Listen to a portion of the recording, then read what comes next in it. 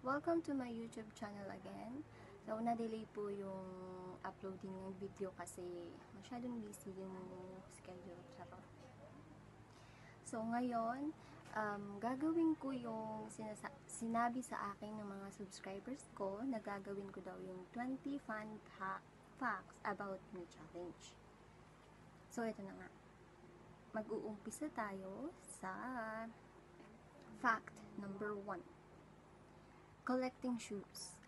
Mahilig ako mag-collect ng shoes.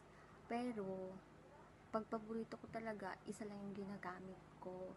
Like, yung isang white shoes ko, yun lang talagang ginagamit ko. So, almost 10 pairs yata yung shoes ko. Hindi ko alam. Kasi yung iba, binigay ko naman sa iba. Yung may gusto, yung hindi ko na ginagamit. So, addict talaga ako sa shoes. Ever since. So, fact number 2 tayo. Addict po ako sa milk tea. Kahit anong milk tea. Pero, yung paborito ko talaga is yung winter melon. Yun talaga yung gusto ko. Lagi kong, pag bumibili kami ng milk tea dun sa President Rojas, yung lagi kong inaano is winter melon talaga. Kasi nga, masarap siya. Hindi siya nakakaumay. So, fact number 3 tayo. Ako kasing tao, very negative thinker ako. Yung hindi pa nagaganap or hindi pa nangyayari is parang advance na ako mag-isip. Parang alam ko na yung mangyayari. Parang hindi na ako masaktan. Parang ganun. Tapos nire-ready ko na yung self ko kung anong mangyayari, ganun. Kaya nga, sasabihan ako ng boyfriend ko na wag akong maging nega. Positive lang lagi, yung ganun. So, fact number 4 tayo is, addict ako sa red. Red color po. As in. Pero, way back nung childhood naman, lagi ko daw inaano yung pink. So, like my background, pink. Hindi ko kasi alam, pag uwi ko dito, pink na yan. Pero paborito ko talaga red. Marami akong red sa mga damit, sa mga jacket. Pero sa shoes, no. Sa mga bagay-bagay lang. Ganun. Then, fact number 5 is music. Addict ako sa music. Without music, ay hindi ako makatulog paggabi. Nakatambay ako sa Spotify. Sa Spotify lang ako lagi. Without music siguro, hindi ako makakatulog. Talaga lang. Yung gusto kong matulog, pero hinahanap ko yung music. Yung parang bored ako. Parang boring yung buhay pag walang music. Yung ganun. Fact number 6 tayo, guys, is yung paborito kong singer na lagi ako tumatambay sa Spotify dahil sa kanya, nakakatulog ako ng maayos, is Lany. L-A-N-Y. Kasi yung mga songs nila is very tago sa puso. Way back nung andun ako sa abroad, lagi kong pinapakinggan talaga yung Lany na mga songs nila, ang ganda. Yung lalong-lalo na yung Through These Tears nila. Malibu Nights, I Love You So Bad, basta, maganda yung mga kanta ng Lany. Kaya, ang ganda ng message ng mga kanta. So, next tayo. Fact number 7 is, paborito kong band is Air Supply. Di ba weird? Kasi, sabi na lang yung Air Supply, matatanda na daw, ganun. Kasi yung Air Supply, before, nung bata pa kami, laging kinakanta ng mga tito namin, papa. Pag may reunion sa bahay, kina lolo at lola, doon, nagbibidyoke, laging kinakanta yung mga Air Supply.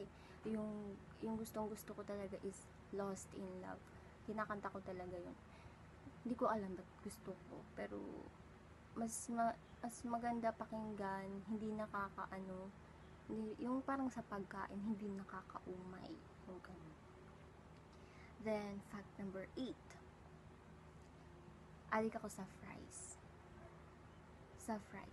But, dapat may Sunday siya. Kasi, Masarap.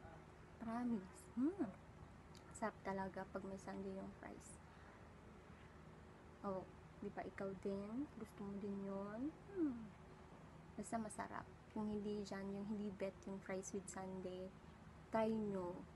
Promise. Mawawala yung sakit. Charot. Fact number 9 tayo. I love putting tattoo. Like this one, I have this. At dito, sa back ko, ayun, meron. Hindi basta-basta na nilalagay ko lang yung tattoo. May meaning po lahat niyan. Yung sa back ko is infinity. Pinagawa ko yan sa Boracay noong 2015 pa. Together with my friend. Nung gabing yun kasi, yung sabi naming dalawa is, kahit hindi man kami laging nagkikita, yung ganon, nasa Dubai na siya ngayon. Friend ko din siya, one of my close friend, na magpatato tayo, ganon.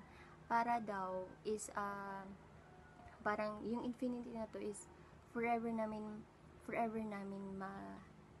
maiisip yung isa't isa, yung ganon. Pero babae siya, hindi siya lalaki.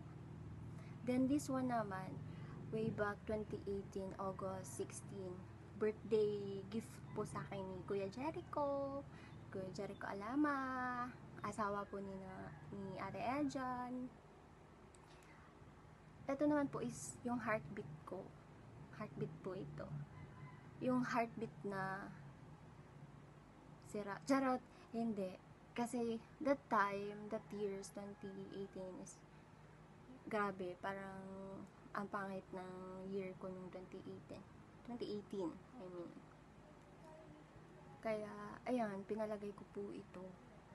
Pero not because nasaktan ako. It because, yung parang lesson na lang sa akin na hindi basta-basta magbigay ng atensyon sa isang tao para wag na lang masaktan. Yung ganun. Doon ka sa taong deserve din mahalin. Like ngayon, Jaron, I have my love na. Kaya, kayo din, alam ko may love din kayo. So, dapat tiwala lang talaga sa isa't isa, kahit malayo, gano'n. Tama ng drama. Next tayo.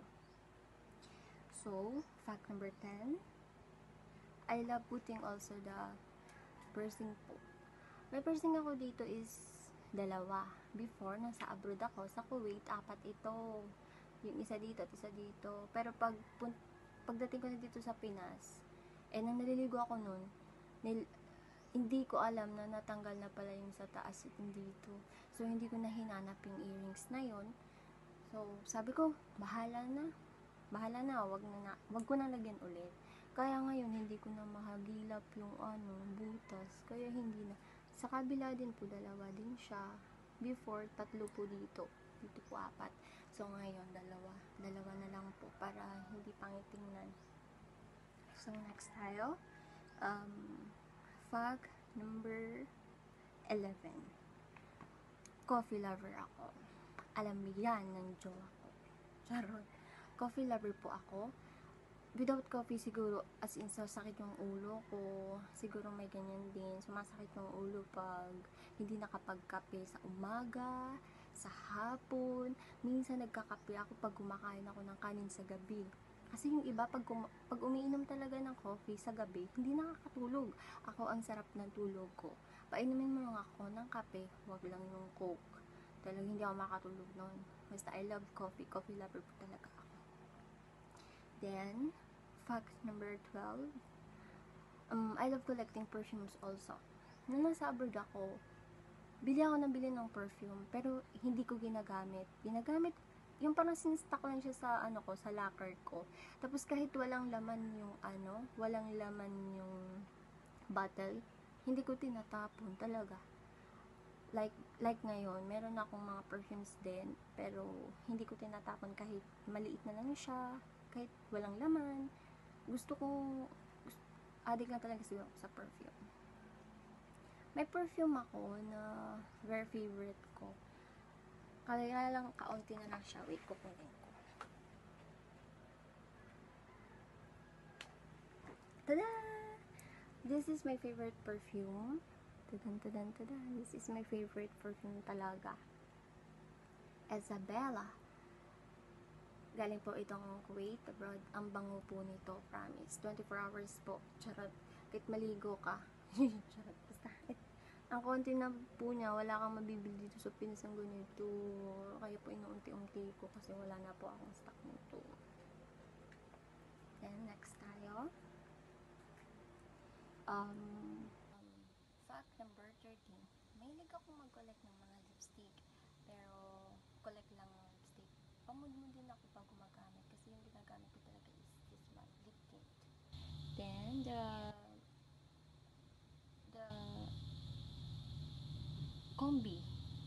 combination. Kasi po ano lang siya. Parang hindi siya masyadong mapula. Yung simple lang siya. Yun. Fact number 14.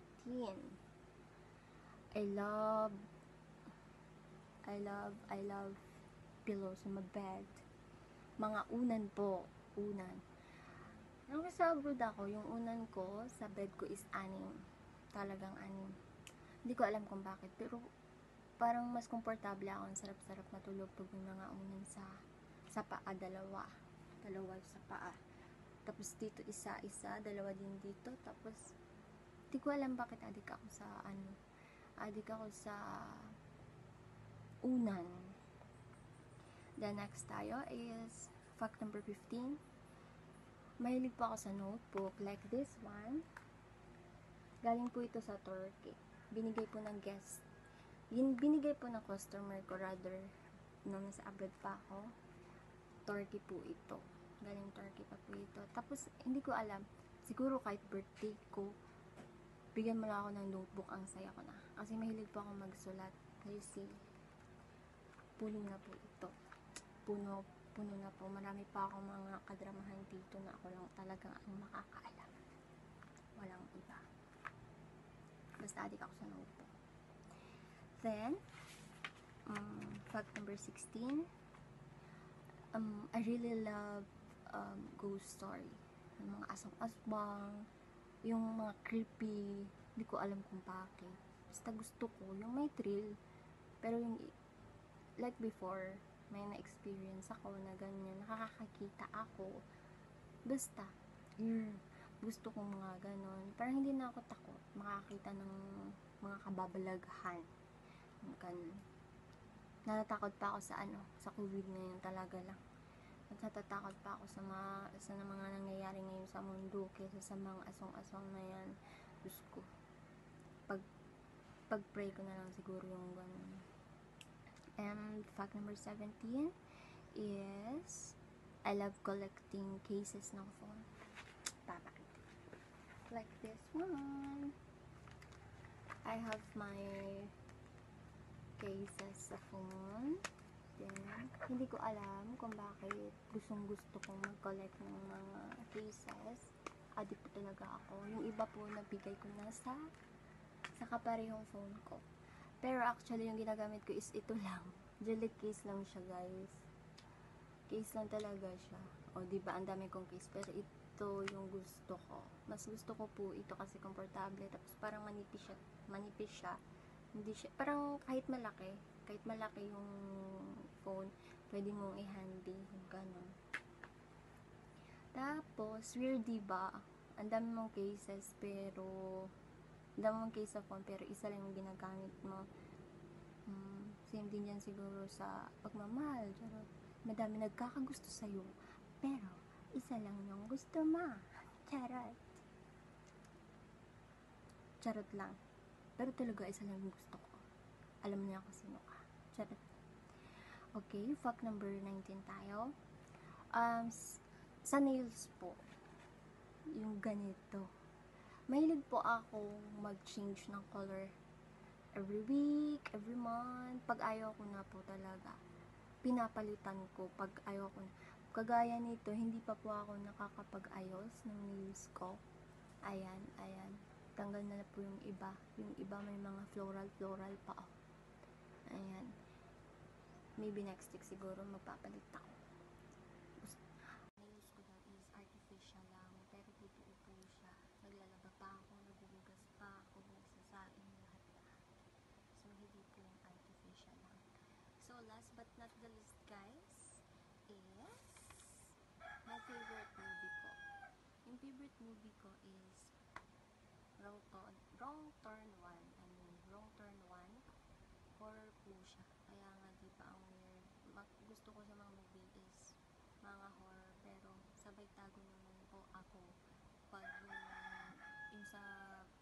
sa point na yung nagpapatayan, nag-ano mga dugo, yung gano'n. Pero hindi ko makakalimutan yung Wrong Turn talaga kasi natapos ko yung Wrong Turn 1 to 8 yata or 9. Naubos ko po talaga panood na 8.